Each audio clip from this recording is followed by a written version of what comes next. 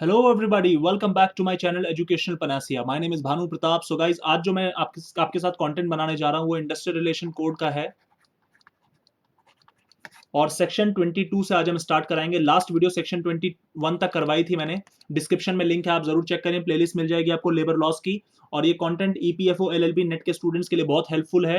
80 plus videos labour laws की हैं। इसके अलावा मेरे चैनल पे आपको सीआरपीसी की 47-48 वीडियोस मिल जाएंगी। काफी कंटेंट कवर है, आप एक बार डिस्क्रिप्शन जरूर चेक करना। और इंस्टाग्राम पे यार मुझे फॉलो कर लेना। इंस्टाग्राम पे मेरा हैंडल है @educationalpanasia।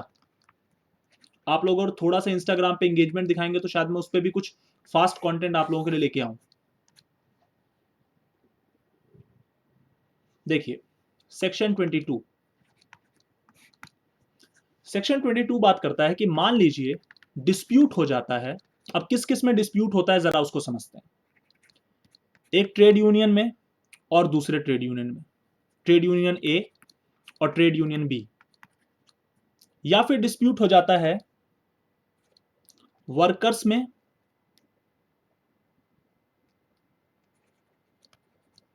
वन और मोर वर्कर्स में और ट्रेड यूनियन में। वजह क्या है? रजिस्ट्रेशन के रिगार्डिंग, एडमिनिस्ट्रेशन के रिगार्डिंग, मैनेजमेंट के रिगार्डिंग, इलेक्शन के रिगार्डिंग। इन मुद्दों को लेकर ट्रेड यूनियन की जो बॉडी है उसका डिस्प्यूट हो जाता है वहां के वर्कर्स के साथ, एक या एक से ज्यादा से। या फिर डिस्प्यूट है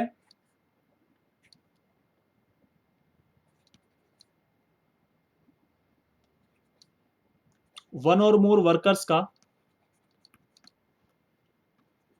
ट्रेड यूनियन के साथ, क्योंकि उनका एडमिशन रिफ्यूज कर दिया गया है, कि उन्होंने ट्रेड यूनियन में अपने आप को एज अ मेंबर बनाने के लिए अप्लाई किया और उनका एडमिशन रिफ्यूजल हो गया। इस बात को लेकर डिस्प्यूट हो गया। या फिर अगर ट्रेड यूनियन फेडरेशन है, फेडरेशन मैंने आपको लास्ट वीडियो में बताया था कि कई सारे ट्रेड यूनियन का समूह है, मतलब 3-4 ट्रेड यूनियन मिलकर साथ में एक ट्रेड यूनियन का फेडरेशन बनाते हैं और साथ में उसके बाद अप्लाई कर सकते हैं रजिस्ट्रेशन के लिए।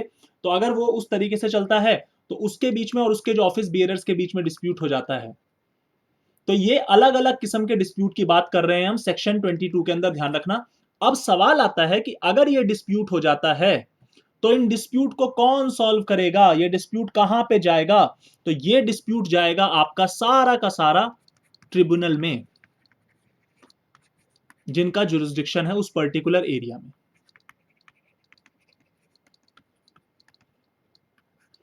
अब वो एरिया कौन सा है? जहां पे आपका ट्रेड यूनियन का रजिस्टर्ड ऑफिस है ना, वो रजिस्टर्ड ऑफिस जिस भी ट्रिब्यूनल के जुरिस्डिक्शन में, इलाके में आता होगा, वो ट्रिब्यूनल आपके सेक्शन 22 के डिस्प्यूट्स को हैंडल करेगा। कौन से वाला डिस्प्यूट? ये जो ऊपर अभी 4 डिस्प्यूट एबीसीडी आपको कराए थे ना, यही वाले डिस्प्यूट को ट्रिब्यूनल हैंडल करेगा। ये तो हुआ पॉइंट नंबर 1। पॉइंट नंबर 2, अब यहां पे ये सबसेक्शन मैंने आपको करा दिया 22(1). अब 22 सबसेक्शन 2 कहता है कि, और ये क्लियरली डिस्क्वालीफाई कर रहा है, no civil court shall entertain 22(1) के डिस्प्यूट्स। सिंपल। कि ऊपर जो मैंने आपको 4 किस्म के, 4 डिफरेंट डिफरेंट किस्म के, चाहे वो आपके एडमिनिस्ट्रेशन का डिस्प्यूट हो, चाहे 2 वर्कर्स के बीच में हो, चाहे रिफ्यूजल ऑफ एडमिशन का डिस्प्यूट हो, चाहे फेडरेशन और ऑफिस बियरर का डिस्प्यूट हो, ये सारे डिस्प्यूट को ट्रिब्यूनल टेकअप करेगा उस इलाके का, उस जुरिस्डिक्शन का जहां पे वो ट्रेड यूनियन का रजिस्टर्ड ऑफिस है। और यहां पे 22 सबसेक्शन 2 डाल के, हालांकि वैसे भी एक्सक्लूडेड था, मगर यहां पे क्लियरली ये चीज कैटेगोरिकली डिफाइन कर दिया कि no civil court other than the tribunal shall have power to entertain any suit or proceeding in relation to the dispute under 22 subsection 1। इसका मतलब यह हुआ कि ऊपर जो मैंने 4 आपको मुद्दे कहे, वहां पे सिविल कोर्ट की कोई भी दखल अंदाजी नहीं।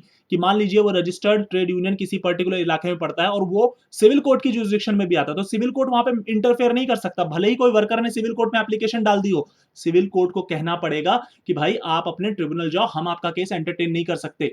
और why jurisdiction is so important? तो अगर आपने सिविल लॉस पढ़े होंगे, सिविल प्रोसीजर कोड पढ़ा होगा, तो jurisdiction goes at the very root of the case. Without jurisdiction all the proceedings are void. if a magistrate or if a civil judge is not empowered to take any case and even then he is taking the case, तो उस case के अंदर वो तो पूरी की पूरी proceeding ही void हो जाती है। That's why jurisdiction is a very important element. Now, section 23, proportion of office bearers to be connected with industry.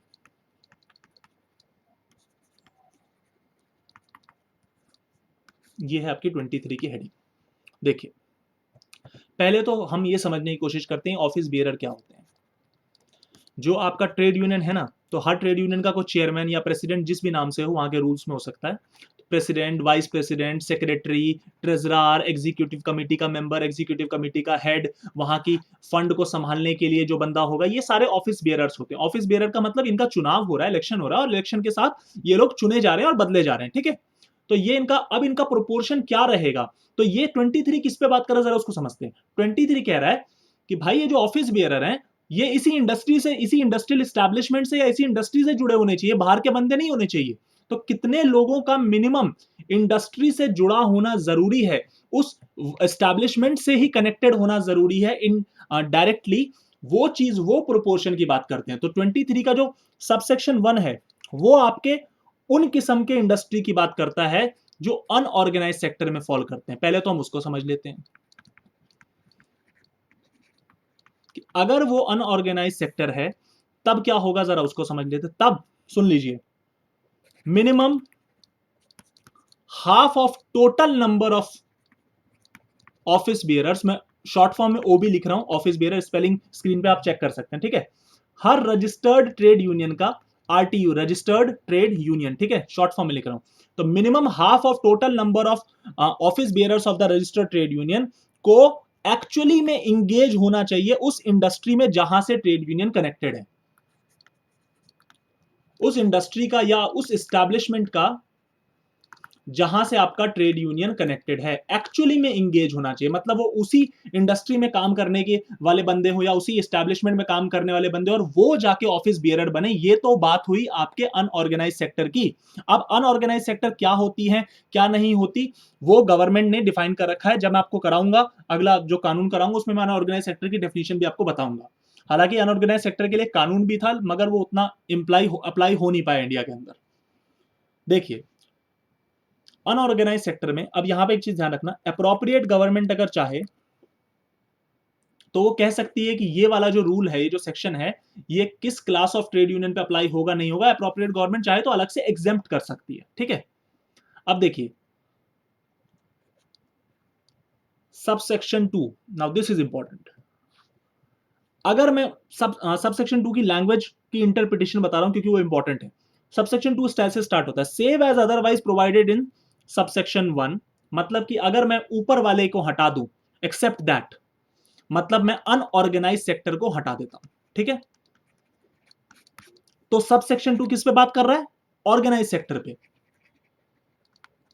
Language समझिए, 23 सबसेक्शन 2 कह रहा है save as otherwise provided in subsection 1। तो सबसेक्शन 1 तो मैंने अनऑर्गेनाइज सेक्टर का बोला, वहां पे कितने बंदे चाहिए, मिनिमम आपके ऑफिस बियरर जो है, मिनिमम 50% ऑफिस बियरर किससे होने चाहिए, एक्चुअल में इंगेज होने चाहिए उस इंडस्ट्री में या उस एस्टैब्लिशमेंट में जिससे वो ट्रेड यूनियन कनेक्टेड है, वो रजिस्टर्ड ट्रेड यूनियन कनेक्टेड है। अब जो सबसेक्शन 2 है वो बात करता है save as otherwise provided in subsection 1। मतलब कि जो सबसेक्शन 1 में जो रिक्वायरमेंट है उसको अगर मैं हटा दूं, उसको अगर हटा दिया तो मतलब मैंने अनऑर्गेनाइज सेक्टर की बात हटा दी। तो अगर मैंने अनऑर्गेनाइज सेक्टर की बात हटा दी तो 23 सबसेक्शन 2 में कौन से सेक्टर की बात हो रही है, 23 सबसेक्शन 2 के अंदर ऑर्गेनाइज सेक्टर की बात हो रही है। और यहां पे जो प्रोपोर्शन है वो डिफरेंट है then the proportion of the organise sector. वो कितना है, जरा वो भी देख लेते हैं। यहां पे है all office bearers shall be actually engaged in establishment or industry with which the trade union is connected। अब आपको लगेगा सर आपने कुछ आधी बात बोली है, ऐसा कैसे हो सकता है, आप कह रहे हो ऑर्गेनाइज सेक्टर में सारे के सारे चाहिए। नहीं, यहां पे बड़ी चालाकी से बहुत स्मार्टली लैंग्वेज को लिखा हुआ है, all office bearers shall be actually engaged in the industry or the establishment except, अब यहां पे भी एक्सेप्शन है, except not more than, बहुत ही ट्रिकी लैंग्वेज लिखी, मैं इसको तोड़ के आपको अभी बताऊंगा, not more than 1/3 of total number of office bearers और 5 विच एवर इज लेस।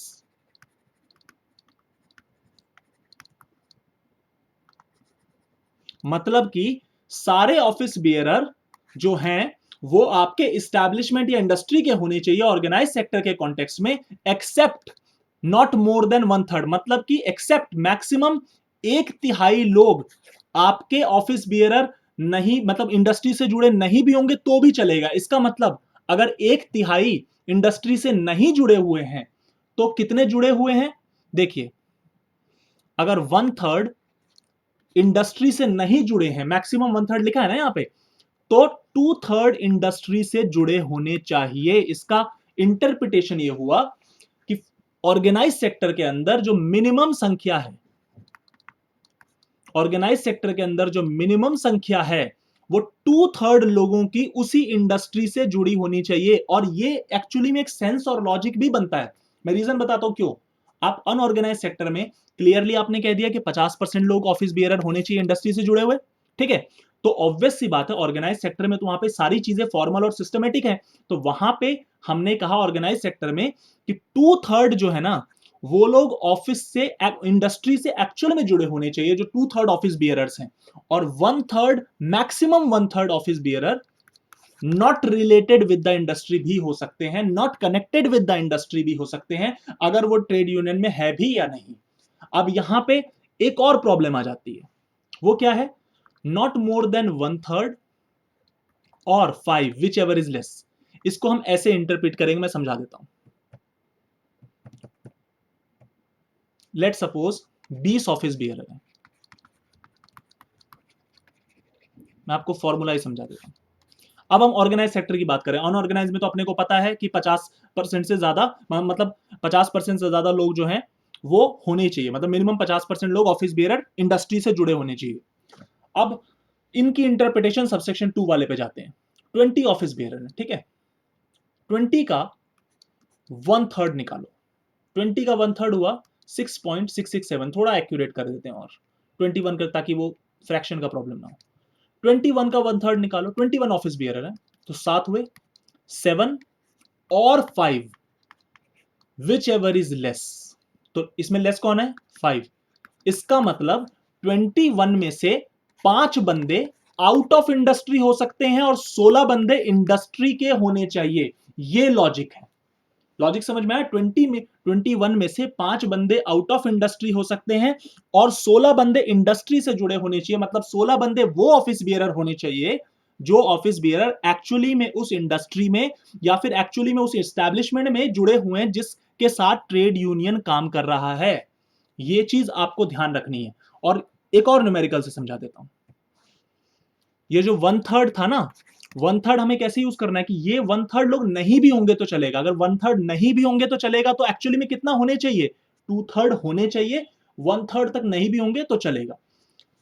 24 बंदे, 24 नहीं करते हैं, थोड़ा और कम कर देते हैं, हम कर देते हैं 15 ऑफिस बियरर है, 15 का निकालो 1/3 विच इज इक्वल टू 5, 5 को 5 से कंपेयर करो, कौन सा लेस है, ऑब्वियसली 5 लेस है। इसका मतलब 15 में से 10 बंदे तो कनेक्टेड होने चाहिए और 5 बंदे इंडस्ट्री से अनकनेक्टेड भी चलेंगे। इसको ऐसे इंटरप्रेट करते हैं। तो आई होप आपको ये कॉन्सेप्ट समझ में आया, ये इंटरप्रिटेशन समझ में आई हो, क्योंकि ये इंटरप्रिटेशन बहुत इंपॉर्टेंट है। अगर आपको अच्छा लगा हो, ये इंटरप्रिटेशन समझ में आ गया, तो प्लीज लाइक जरूर कर देना और कमेंट में अपना फीडबैक जरूर दे देना। एक और चीज, जो इंप्लॉयज रिटायर हो गए हैं और जो रिट्रेंच हो गए हैं,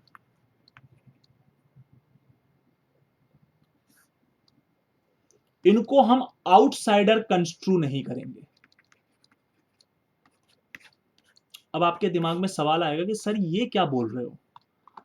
देखिए लॉजिक समझिए, जो बंदे इसी ऑर्गेनाइजेशन, इसी इंडस्ट्री में थे और वो अब इस इंडस्ट्री से रिटायर हो गया, उनको निकाल दिया, मगर वो अभी भी ऑफिस बियरर हैं, अभी भी वो ट्रेड यूनियन के ऑफिस बियरर है, उनका पोस्ट खत्म होगा, माइट भी 1 साल में खत्म होने वाला है, 6 महीने में, अभी भी office bearer for the time being. तो आप उनको कनेक्टेड विद द इंडस्ट्री बोलोगे, कनेक्टेड विद द एस्टैब्लिशमेंट बोलोगे, या not connected with the establishment बोलोगे? तो अब ये डिस्प्यूट, तो ये प्रॉब्लम तो आ सकती थी। इस प्रॉब्लम का समाधान लॉ ने बना के आपको बेयर एक्ट में डाल दिया, और लॉ ने बोला कि भाई जो बंदे रिटायर हो गए हैं और जो रिट्रेंच हो गए, जो ऑब्वियसली उसी इंडस्ट्री के थे, क्योंकि तभी तो रिटायर और रिट्रेंच उसी इंडस्ट्री से हैं, तो they shall not be regarded as the outsider for the purpose of holding an office in the union. मतलब वो कनेक्टेड ही माने जाएंगे यूनियन के बंदों के साथ। चलिए, now next is your section 24।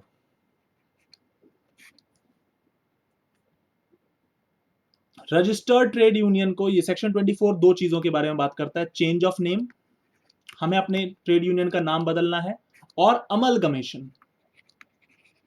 पुराने वाले ट्रेड यूनियन एक्ट में भी, डिस्क्रिप्शन में लिंक आप चेक कर सकते हैं, उसमें भी ये वाला कॉन्सेप्ट हुआ करता था। अमलगमेशन का मतलब होता है कि मान लीजिए दो ट्रेड यूनियन आपस में मिलना चाहती है, दो ट्रेड यूनियन आपस में ज्वाइन होना चाहती है और एक नया ट्रेड यूनियन फॉर्म करना चाहती है, या फिर चेंज ऑफ नेम, तो आपको पता है अपना नाम बदलना चाहते हैं, तो उसमें कितना रिजोल्यूशन क्या चाहिए वो समझते हैं। सबसेक्शन 1 देखिए, मिनिमम 2/3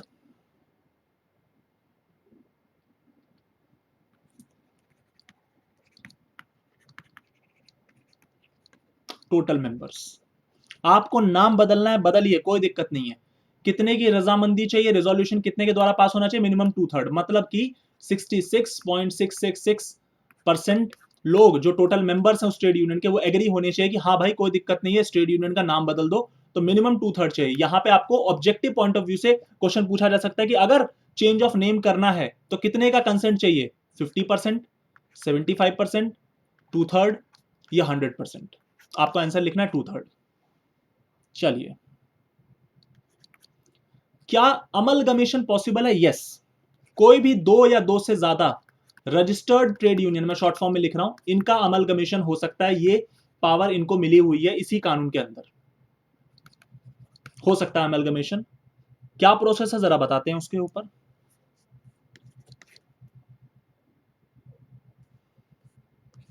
अगर आपको चेंज ऑफ नेम करना है, सबसेक्शन 3 में आ गया हूं, कुछ एरिया में सबसेक्शन के हिसाब से इसलिए कराता हूं, कुछ बच्चों को मुझे डाउट भी आया कि सर आप सबसेक्शन में कुछ ज्यादा कभी कभी कॉम्प्लिकेटेड हो जाता है, मैं इसलिए सबसेक्शन, कुछ सेक्शंस में सबसेक्शन स्पेशली लिखवाता हूं, ताकि वो एरिया ना आपको अच्छे से याद रहे, क्योंकि वो इंपॉर्टेंट है इस इंडस्ट्रियल रिलेशन कोड के पॉइंट ऑफ व्यू से। इवन जो कानून में मैं सबसेक्शन कराता हूं स्पेसिफिकली, वो इंपॉर्टेंट रहता है, इसलिए मैं अलग से कराता हूं।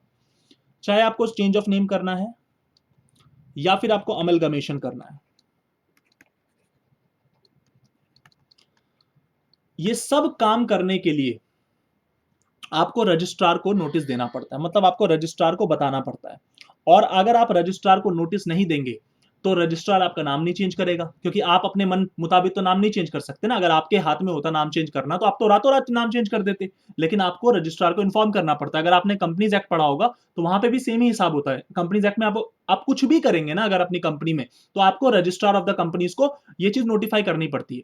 तो यहां पे भी सिमिलर चीज है कि आपको एक नोटिस देना पड़ेगा रजिस्ट्रार को, चाहे case number A change of name हो, चाहे केस नंबर बी अमलगमेशन हो। अब वो नोटिस कौन साइन करेगा और कितने मेंबर साइन करेंगे, ये इंपॉर्टेंट है।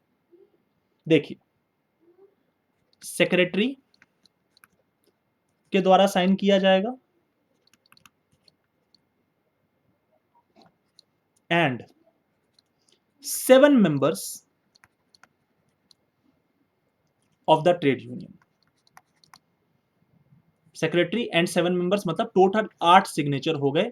और हम क्या भेज रहे हैं? नोटिस। किसको भेज रहे हैं? रजिस्ट्रार को, ध्यान रखना, ठीक है। चलिए अमलगमेशन में आ जाते हैं।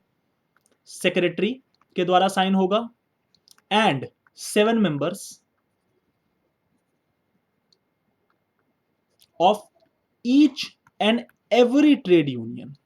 अब यहां पे ईच एंड एवरी का बात क्यों आई? क्योंकि अमलगमेशन हमेशा मिनिमम 2 ट्रेड यूनियन को मिला के होता है। अकेले मैं अपने आप को अमलगमेट थोड़ी कर सकता हूं। मिनिमम 2 लोग साथ में आएंगे, साथ आने के लिए 2 लोगों का तो होना जरूरी है ना। 2 से ज्यादा भी हो सकते हैं, बट 2 लोगों का तो मिनिमम होना। तो secretary each and every trade union का मतलब कि वहां पे जो भी ट्रेड यूनियन पार्टी है जो मतलब अमलगमेशन कराना चाहती है, आपस में मिलना चाहती है, ज्वाइन होना चाहती है, वहां के ट्रेड यूनियन ए, मान लीजिए ट्रेड यूनियन 1 और ट्रेड यूनियन 2 का अमलगमेशन होने वाला। तो इसके सेक्रेटरी प्लस 7 मेंबर, इसके सेक्रेटरी प्लस 7 मेंबर। ठीक है,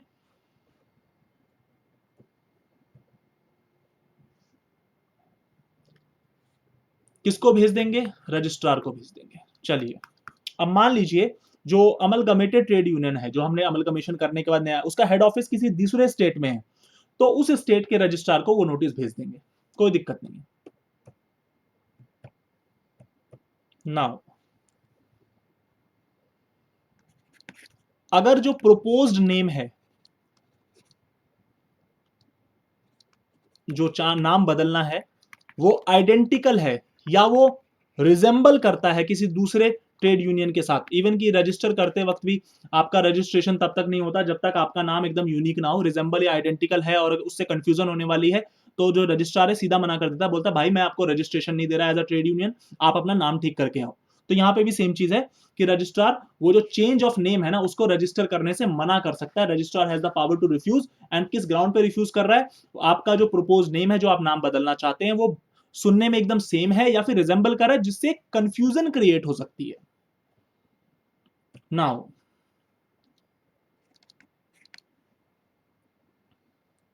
अगर आपने कंप्लाई किया तो रजिस्ट्रार आपका चेंज ऑफ नेम रजिस्टर कर देगा,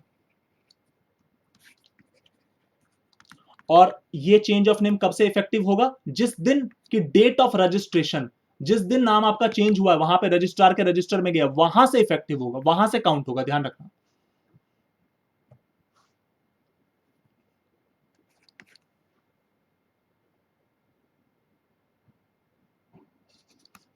आपका अमलगमेटेड मिला के जो ट्रेड यूनियन का जो वहां पे रजिस्टर्ड ऑफिस है, वहां का रजिस्ट्रार, अगर आपने सब कुछ कंप्लाई कर दिया है तो आपको रजिस्टर कर लेगा, और वो रजिस्ट्रेशन कब से इफेक्टिव होगा? जिस दिन उसने अपने रजिस्टर में आपका रजिस्ट्रेशन किया है, वहां से इफेक्टिव होगा कि आपका अमलगमेशन हुआ है। चलिए, मान लीजिए चेंज ऑफ नेम करने से पहले आपके कुछ लिटिगेशन चल रहे थे, पुरानी लाइबिलिटीज थी, आपके केस चल रहे थे, तो वो अभी भी चलते रहेंगे, कोई दिक्कत नहीं है। केस इज नॉट इफेक्टेड, नए नाम से चलेंगे, कोई दिक्कत नहीं है। मान लीजिए मेरा नाम पहले राम है और अब मैंने अपना नाम चेंज करा के श्याम कर लिया, फॉर दैट मैटर, तो उस केस के अंदर अगर मैंने नाम चेंज करा के, तो जो मेरे पे पुराने केसेस अगर चल रहे थे, तो उस केस के अंदर वो अभी भी चलते रहेंगे, कोई दिक्कत नहीं है। तो ये चीज आपको ध्यान रखनी है, इसमें आपके नए नाम के साथ चलते रहेंगे। सिमिलरली अमलगमेशन हो जाने से अगर जो पुराने क्रेडिटर्स है, मान लीजिए ट्रेड यूनियन 1 और ट्रेड यूनियन 2, इनका अमलगमेशन होकर ट्रेड यूनियन 3 बना, ये जो नया ट्रेड यूनियन है, इनका अमलगमेशन होने का, तो ये यहां के जो क्रेडिटर्स होंगे, क्या उनके राइट्स अफेक्टेड होंगे? No, their rights will not be affected. वो अपनी जगह पे कायम रहेंगे, उनके राइट्स को कुछ नहीं होने वाला, कोई प्रॉब्लम नहीं होने वाली। चलिए, तो ये मैंने सेक्शन 24 तक आज आपको कराया। आई होप आपको ये वीडियो पसंद आई होगी, और काफी टेक्निकलिटी है ये जो सेक्शन मैंने आपको कराए थे, तो प्लीज इसको ध्यान रखना, और अगर वीडियो अच्छी लगी तो please like, share and subscribe जरूर करें। Thank you so much guys for giving your precious time to me, thank you very much. और मुझे इंस्टाग्राम पे फॉलो कर लेना यार।